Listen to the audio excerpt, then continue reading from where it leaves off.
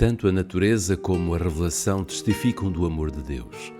O nosso Pai Celeste é a fonte da vida, sabedoria e alegria. Olhem para as coisas maravilhosas e belas da natureza. Considerem as suas maravilhosas adaptações às necessidades e à felicidade, não só dos seres humanos, mas também de todas as criaturas vivas. A luz solar e a chuva, que alegram e refrescam a terra, os montes, os mares e as planícies, tudo nos fala do amor do Criador.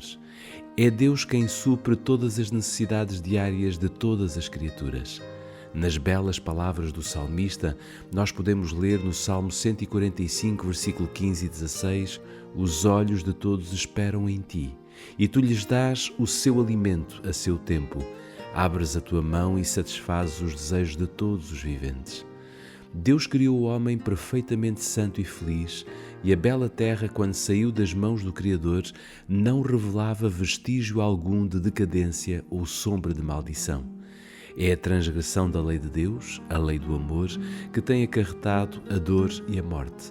Todavia, mesmo no meio do sofrimento que resulta do pecado, o amor de Deus é revelado. Está escrito que Deus amaldiçoou o solo por amor do homem. Os cardos e espinhos, as dificuldades e provações que tornam a sua vida árdua e inquieta, foram determinados para o seu bem, como parte do treino necessário no plano de Deus para o seu erguimento da ruína e degradação que o pecado ocasionou. O mundo, embora caído, não é só tristeza e miséria. Na própria natureza existem mensagens de esperança e conforto. Há flores sobre os cardos e os espinhos são cobertos com rosas. Deus é amor. Está escrito sobre cada rebento que desabrocha, sobre cada haste de erva que cresce. Os amorosos passarinhos, enchendo os ares de música com os seus alegres cantos, as delicadas flores de cores variadas que na sua perfeição perfumam o ar, as altas árvores da floresta com a sua rica folhagem de verde vivo, todos testificam do cuidado solícito, paternal do nosso Deus e do seu desejo de fazer os seus filhos felizes. A palavra de Deus revela o seu caráter.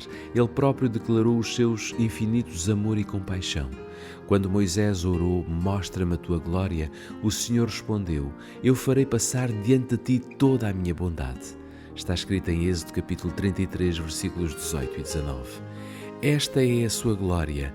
O Senhor passou diante de Moisés e proclamou: O Senhor Deus, misericordioso e gracioso, longânimo e abundante em bondade e verdade, mantendo a misericórdia em milhares, perdoando a iniquidade e a transgressão e o pecado. Êxodo capítulo 34, versículos 6 e 7. Ele é tardio em irar-se e grande em amabilidade, porque Ele se deleita na misericórdia. Deus tem ligado o nosso coração a Ele por inúmeros sinais no céu e na terra, mediante as coisas da natureza e os mais profundos e eternos laços terrestres que o coração humano possa conhecer. Ele tem procurado revelar-se a nós. Todavia, isso pode apenas representar imperfeitamente o seu amor. Embora todas estas evidências tenham sido dadas, o inimigo do bem cegou a mente dos homens, de maneira que eles olhassem para Deus com temor. O julgassem como severo e imperdoador. Satanás levou os homens a conhecerem Deus como um ser cujo atributo principal é a justiça implacável. Credor duro e vingativo. Ele pintou o Criador como um ser que observa com olhos ciumentos para discernir os erros e as falhas dos homens, para que os possa ferir com os seus juízos. Foi para remover esta sombra escura, ao revelar ao mundo o infinito amor de Deus, que Jesus veio viver entre os homens. O Filho de Deus veio do céu para manifestar o Pai. Deus nunca foi visto por alguém. O Filho unigênito que está no seio do Pai, esse o fez conhecer. João capítulo 1, versículo 18. Ninguém conhece o Pai senão o Filho, e aquele a quem o Filho quiser revelar. Mateus capítulo 11, versículo 27. Quando um dos discípulos fez o pedido: "Mostra-nos o Pai", Jesus respondeu: "Estou há tanto tempo convosco e não me tendes conhecido, Filipe? Quem me vê a mim vê o Pai. E como dizes tu: Mostra-nos o Pai?" João capítulo 14, versículos 8 e 9. Ao descrever a sua missão terrestre, Jesus disse: "O Senhor me ungiu para evangelizar os pobres, enviou-me a curar os quebrantados do coração, a apregoar liberdade aos cativos, a dar vista aos cegos, a pôr em liberdade os cativos." Lucas capítulo 4, versículo 18.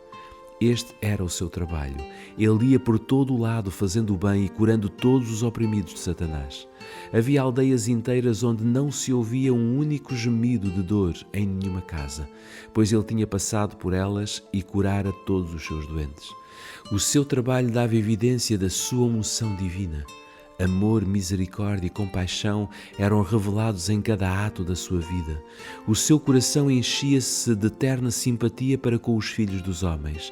Ele tomou a natureza do homem a fim de poder compreender as necessidades do homem.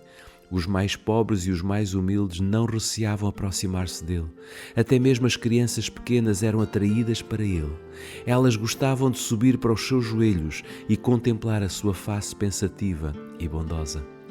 Jesus não supriu uma única palavra da verdade, mas proferia-a sempre com amor. Ele exercia o maior tato e ponderada e amável atenção nas suas relações com as pessoas. Ele nunca foi rude, nunca disse desnecessariamente uma palavra severa, nunca produziu dor desnecessária a uma alma sensível. Ele não censurava a fraqueza humana.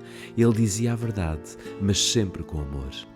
Ele denunciava a hipocrisia, a descrença e o mal, mas havia lágrimas na sua voz enquanto proferia as suas censuras severas.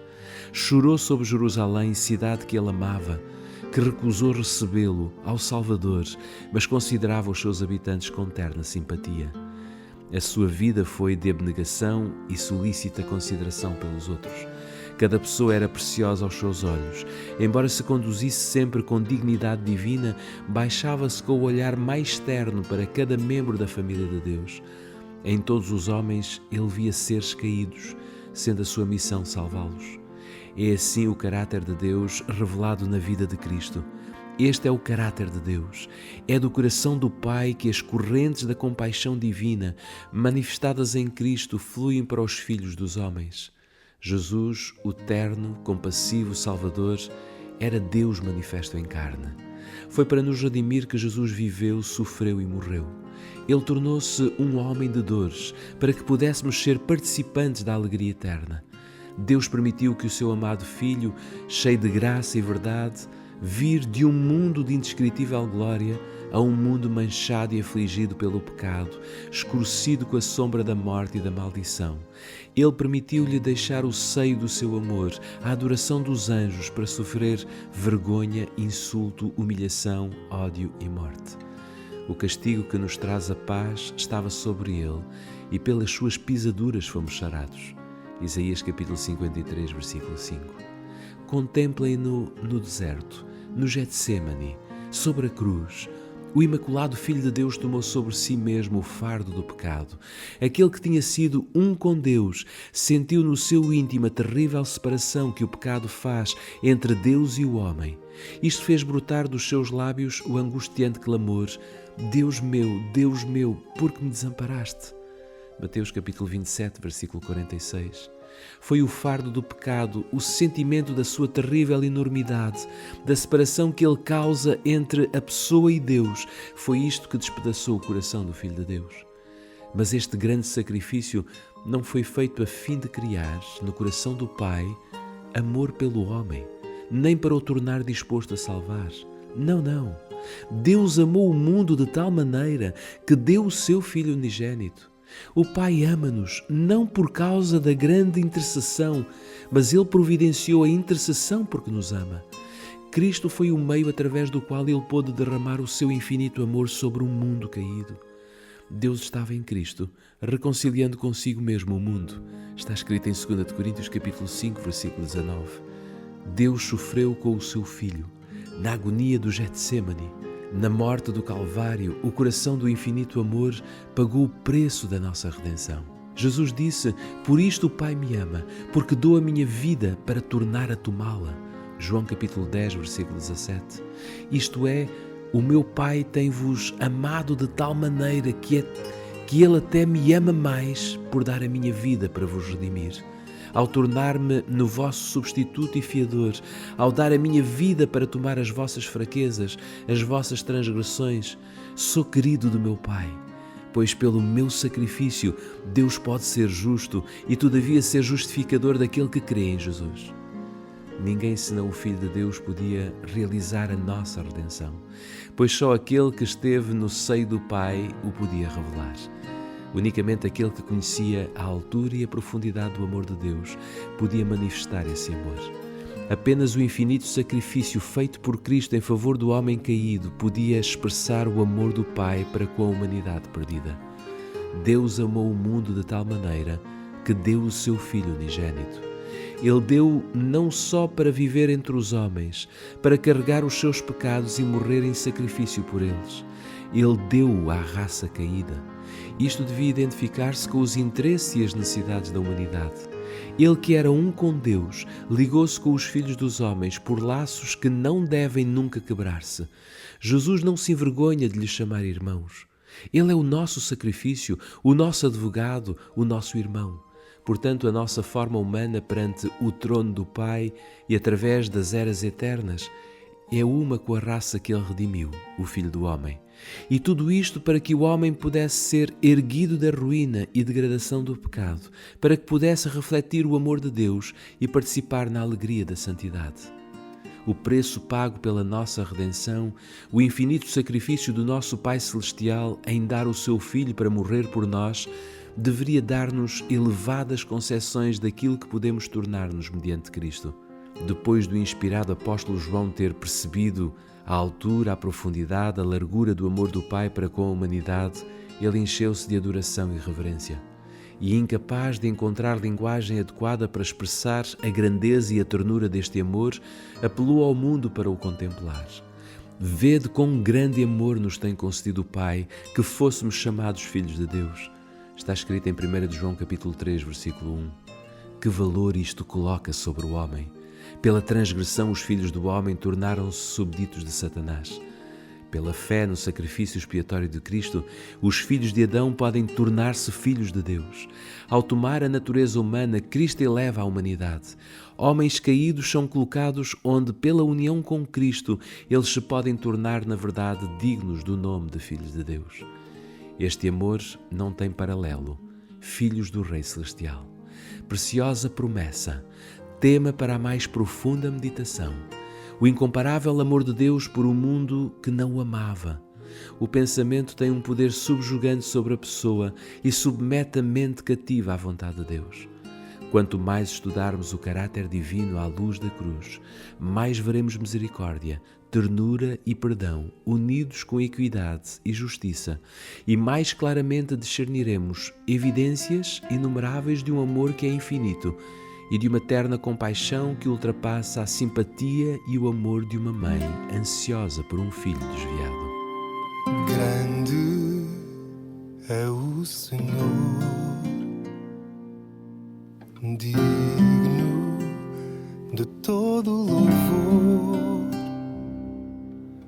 Toda a terra se inclina perante o Rei Criador.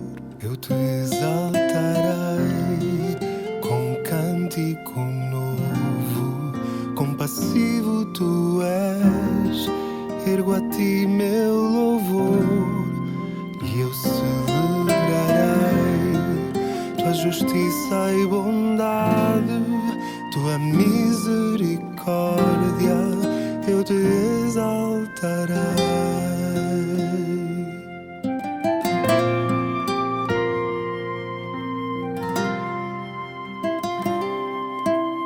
Meu Deus, tudo criaste,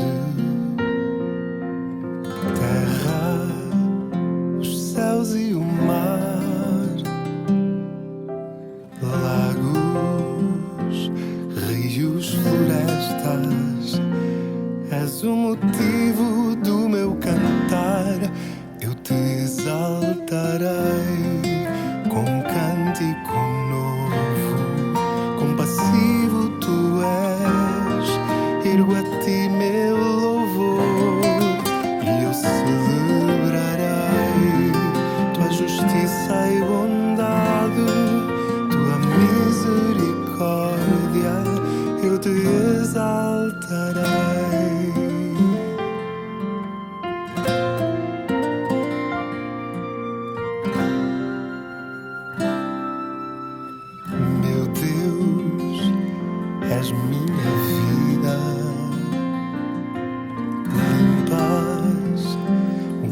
mal que há em mim.